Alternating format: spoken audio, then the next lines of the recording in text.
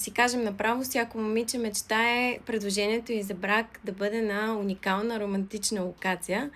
На това момиче вчера и предложиха брак на върха на Empire State Building, след като естествено целият свят ги снима, полицията ги гони да ги арестува. Има нещо много романтично в цялата история. А историята е интересна, защото е свързана с любов, бунт, желание за край на някакво статукво.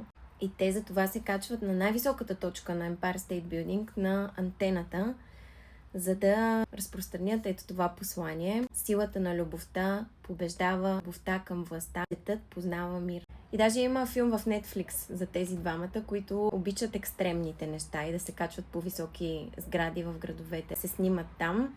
Всеки мечтае за такава снимка на годежния пръстен, след като му предложат. Изглежда ми като 2 карата овален диамант върху бяло злато. 18 карата мисля, че беше. Ето го всъщност пръстена, с който той предлага.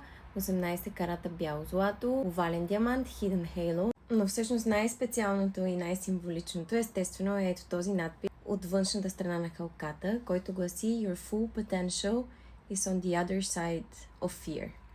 Или преведено полубуквално, че пълният ти потенциал е от другата страна на страха. Определено много романтичен и запомнящ се начин да предложиш брак на някого. Кажете ми в коментарите вие какво мислите.